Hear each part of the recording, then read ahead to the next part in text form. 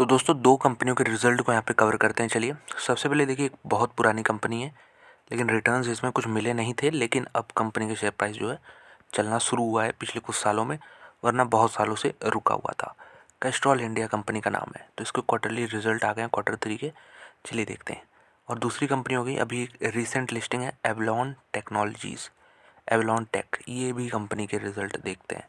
शुरू करते हैं यहाँ पे कैस्ट्रॉल से।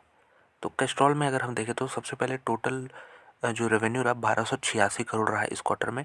पिछले क्वार्टर में 1203 करोड़ यानी 83 करोड़ का जंप है, 83 करोड़ क्वार्टर ऑन क्वार्टर। एक साल पहले 1196 करोड़ था। तो ईयर ऑन ईयर कितना ग्रोथ है यहाँ पे, 90 करोड़ का ग्रोथ है। तो काफ़ी सही फिगर लग रहा है मुझे रेवेन्यू वाइज। अब बात करते हैं खर्चों की। तो कंपनी के जो टोटल एक्सपेंस है ये ईयर ऑन ईयर बढ़ गए हैं, क्वार्टर ऑन क्वार्टर भी बढ़ गए हैं। तो जो माइनस करने पे प्रॉफिट बिफोर टैक्स बन रहा है वो 324 करोड़ का बन रहा है। पिछले क्वार्टर में कितना था, 263 था। एक साल पहले कितना था, 248 था।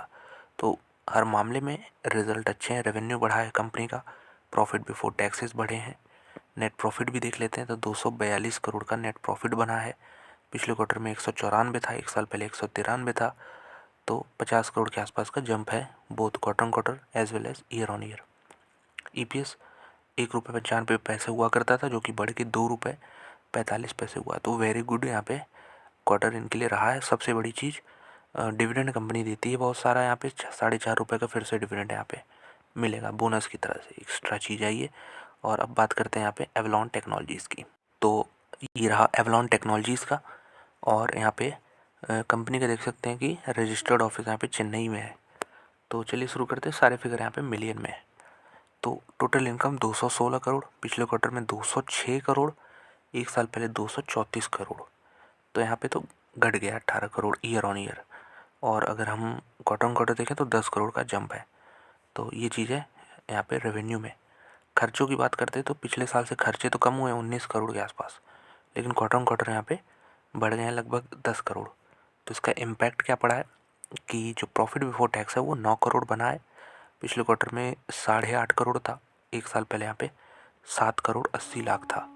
तो रेवेन्यू तो ज़रूर घटा ईयर ऑन ईयर, लेकिन यहाँ पे अगर देखें प्रॉफिट बिफोर टैक्सेस तो इसमें 1.2 करोड़ का यहाँ पे ग्रोथ है। क्वार्टर ऑन क्वार्टर भी साढ़े यहाँ पे कह सकते हैं 50 लाख या फिर आधे करोड़ का ग्रोथ है। Net profit is around 6.5 crore. पिछले क्वार्टर में हालांकि ये देख सकते हैं कि 7 करोड़ 27 लाख था, एक साल पहले यहाँ पे 5 करोड़ 73 लाख था।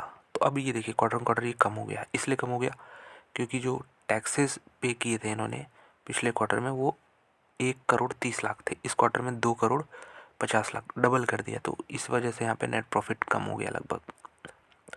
ईपीएस देख सकते हैं, सारा ही ईपीएस 1 रुपये के आसपास ही है। तो कोई ख़ास इसमें तो ग्रोथ दिख नहीं रही। हालांकि यहाँ पे नंबर ऑफ़ शेयर्स कम थे पिछले साल, तो पिछले साल के मुकाबले रिज़ल्ट अच्छे हैं। क्वार्टर ऑन क्वार्टर एक मिक्स्ड नंबर है यहाँ पे।